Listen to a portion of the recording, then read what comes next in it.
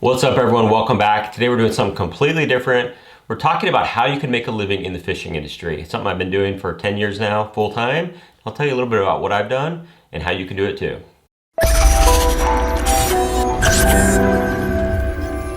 Thanks for watching. Please like and subscribe if you like this sort of content. Typically this channel is about baits, the latest and greatest in gear, trends and fishing tournaments, things like that, but I decided to switch it up.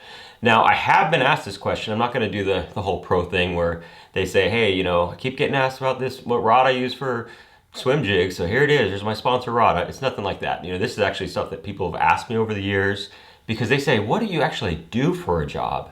And I kind of had this idea to make this video a few months ago because I saw Sonar, Miles Berghoff, posted something similar. And he posted a video explaining how he has been able to make a career in the fishing world. Now, he's primarily a tournament angler, but he does guiding and stuff with sponsors, things like that. So he has been able to carve out a job in the fishing industry doing that. I have done something similar, but with completely different ways to make a living. Another reason I'm doing this video is my 9-year-old son asked me to come to his school's career day. So I am working on putting a presentation together to try to explain this to a 3rd grader. So wish me luck on that.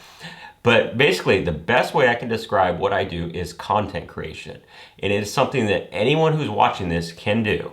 It will take some time to do full time, but if you can find some certain skills, you can make a living in fishing.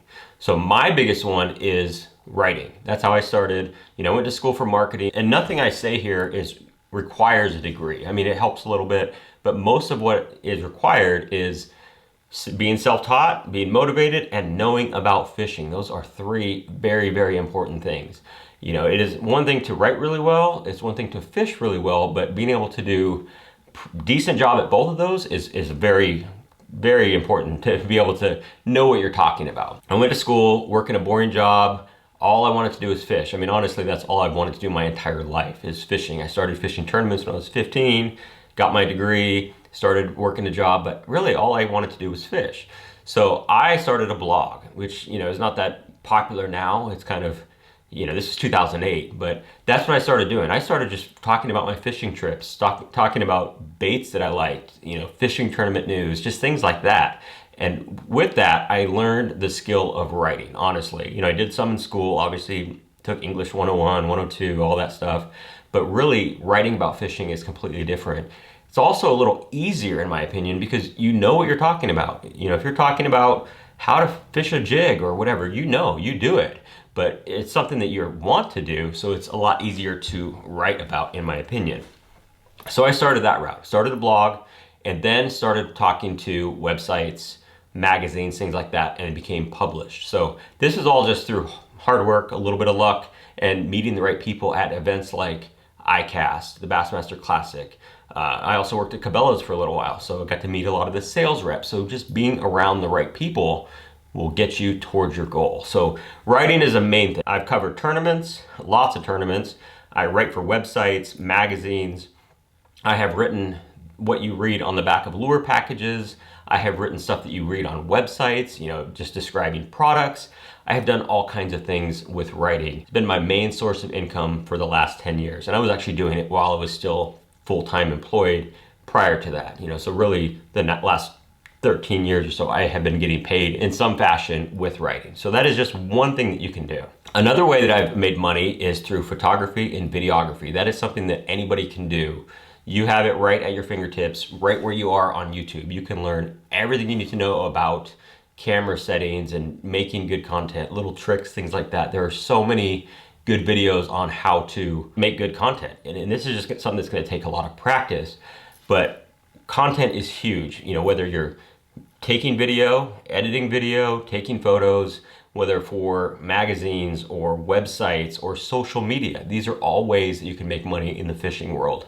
And again, it's just gonna take some time and the willingness to want to do it, but also the willingness to learn as well. So those are 2 other ways, videography and photography, that you can make a living in fishing. Another one that's really big is social media. And I manage some social media accounts. I've managed a lot of them over time, including my own.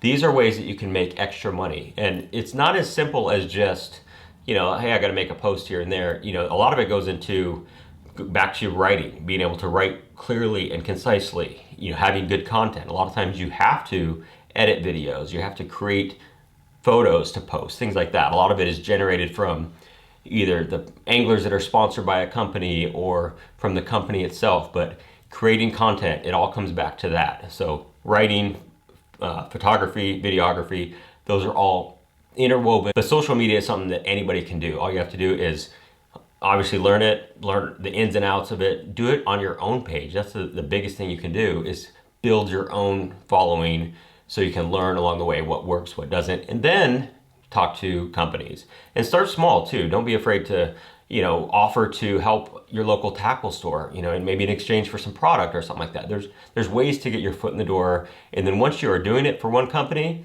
you can actually say, hey, this is what I do for this company. You actually have a portfolio. You have something to show them when you're asking for money. So content creation is another big way to do it. Some other things I've done along the way, there's just so many different ways to make fishing. I'll try to keep this short, but sales, if you have a good relationship with tackle stores in your area, why not approach a company that's not in there and say, hey, I can get you into these stores. If you don't have a rep in the area, you don't want to step on any toes, but hey, would you give me a commission if I can get you into some stores? They're going to say yes, of course, because they want to get their products into stores. Again, you got to make sure there's not a rep in place that covers that territory, or if there is, talk to that rep and see what you can do. That's another way to make money in fishing, is sales. That's what it's all about in the fishing industry for the most part. They're selling product. Obviously, they want to get people involved in fishing and conservation, things like that. But sales is king. And that will always talk. If you can get some money into a company, they will listen to you.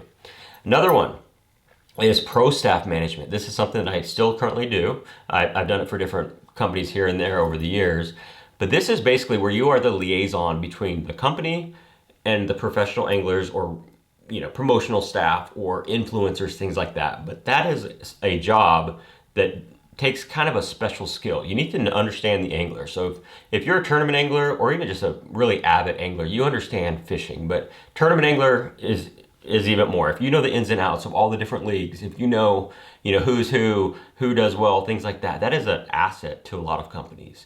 A lot of companies have someone in place already, but you can start small again. Maybe it's a regional company that's just getting started, sponsoring local anglers, fishing the BFLs or Bass Nation or thing like that. There's ways to work yourself into that position. And my wife always says this, that when she kind of describes what I do to other people, she said, you created a job, and that's what you can do too. I mean, if you really want to be in the fishing industry, you can create what you want to do. So all these little things, they all add up. So being a freelancer, doing a job here for them, a job there for them, a job there for them, just a quick project for them. I mean, all that stuff adds up. And that is one way to do it in the fishing industry. That's how I've done it, but there are a lot of other different ways. There are tons of companies in the fishing industry. I mean, this is a big dollar industry. Billions of dollars are spent on fishing. So those companies need people to work full time as well. So you don't have to go this route. You don't have to, learn all these skills or, hustle this hard. You can also just work for a company as well. Everybody needs sales, everybody needs marketing, everybody needs all these different things. And if that's something that you're interested in, figure it out. Go to school for it if it's required, or just really work really hard for that, because I wouldn't change any of this. Being able to work in the fishing industry is a huge blessing. I am so thankful for it. I've gone on some amazing trips, got to fish with all kinds of professional anglers.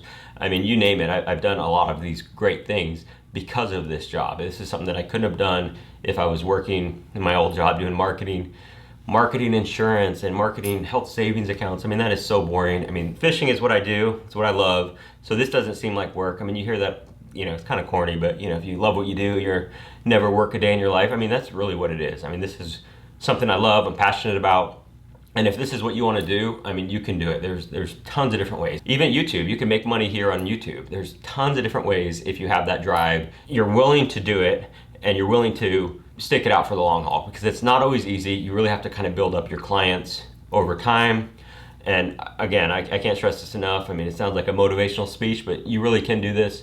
And if you have any questions, feel free to message me. Probably Instagram is the easiest, at Tyler Brinks. I'd be happy to help. But there are tons of ways to make money in the fishing industry besides just catching fish. So thanks for watching.